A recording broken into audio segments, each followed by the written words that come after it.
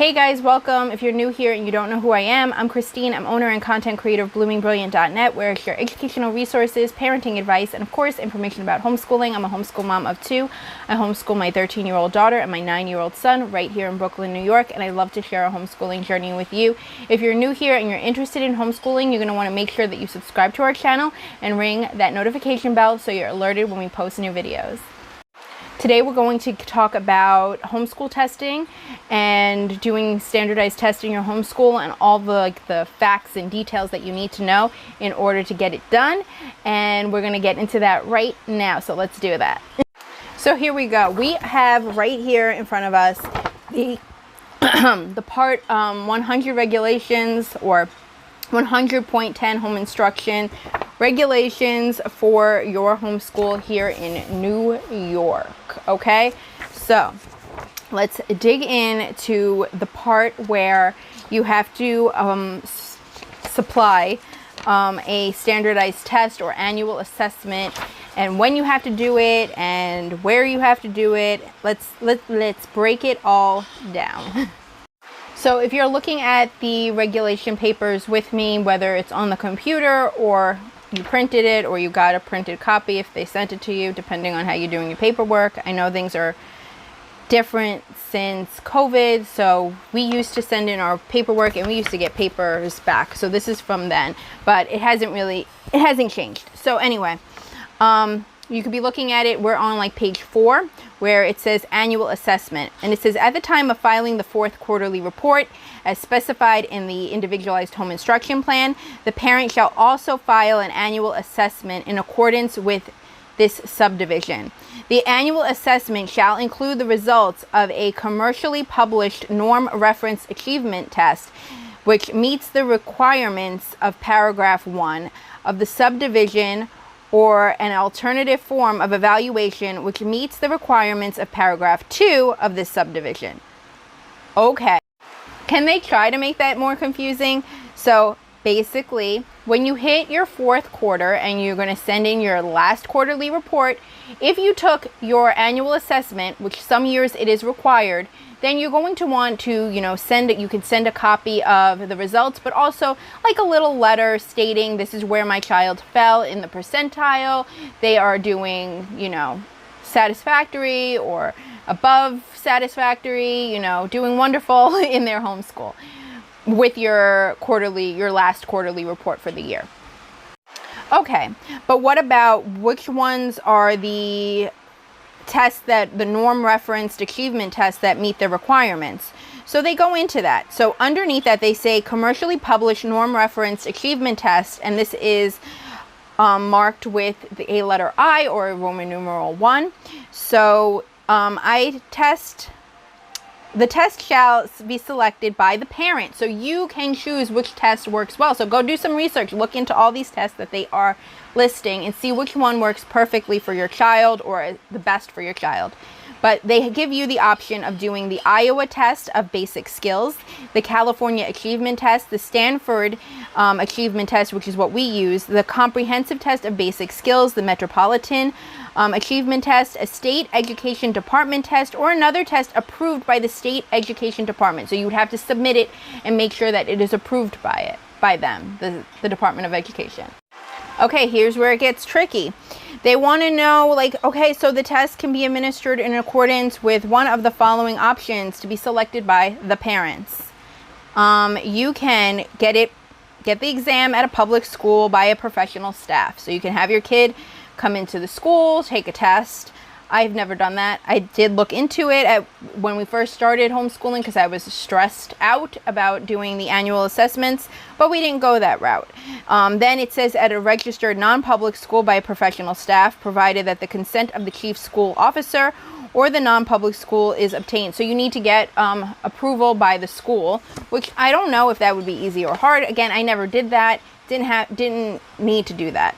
Then you could do a non-registered non-public school by its professional staff, provided that you have consent from the superintendent and the school district and the chief school officer of the non-public school. So, or at the parent's home or at any other reasonable location by a New York State certified teacher or by another qualified person, provided that the superintendent has consented, to having said certified teacher or other person administer the test. Then it goes down into more information, but let's focus on who could provide the test and how do you do this? How? Okay, so that's all great. It gives you a lot of information. It can be confusing. It can cause you to be a little overwhelmed and stressed. I'm going to tell you what I have done in my homeschool. So when we first started homeschooling, the annual assessments stressed me out. I was like, oh my goodness, what do? I don't want to really send my child to school for a test. I feel like there's going to be a lot of red tape there, a lot of, aggravation, a lot of stress. I don't know. I could just be wrong, but I just felt like that was not what I wanted to do.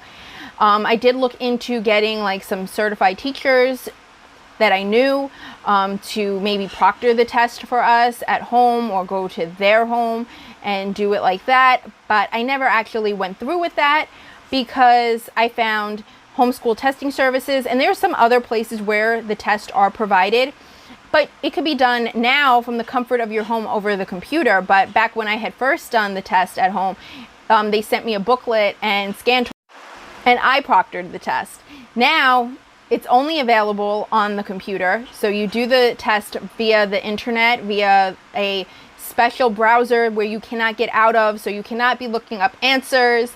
And it's all very protected. And they grade it. I'm proctoring it, making sure my kids are doing what they're supposed to be doing, taking breaks, doing all those things.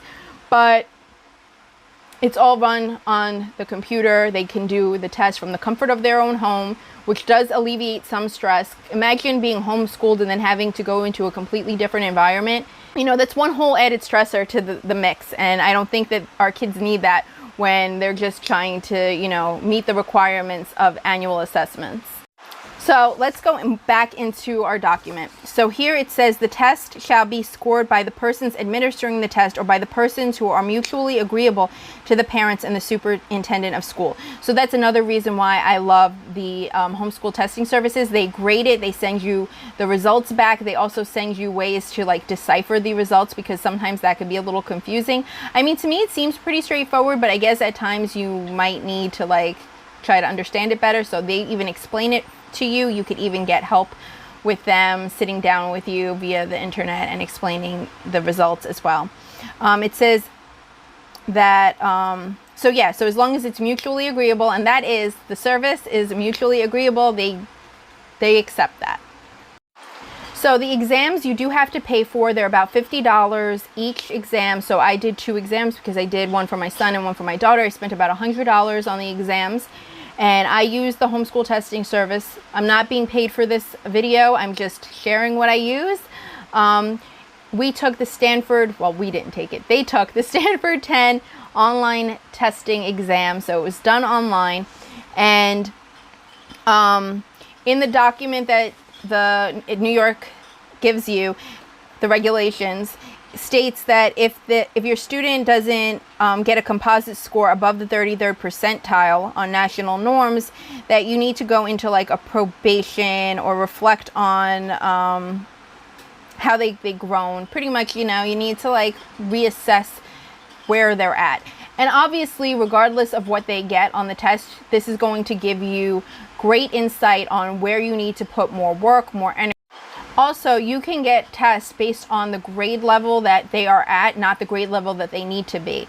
So depending on how you're filling out your papers, you want everything to be the same. So if your child is at 3rd grade level, but they should be at 4th grade level, age-wise or whatever, you want to make sure that you're doing the test for the 3rd grade level or whatever, if that makes sense.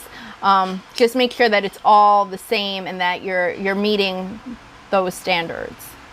So what grades are these actually required? Now, I did a video talking about the benefits of doing the standardized test in your homeschool fairly recently, and I'll link to that in the description box or put a card up there for you guys to see. But So I recommend doing them every year, even though you might not need it, only because it, like I said, it does give you really great insight on what your kids are actually retaining from the school year, what attention, like where you need to focus more attention on, and all the things like that.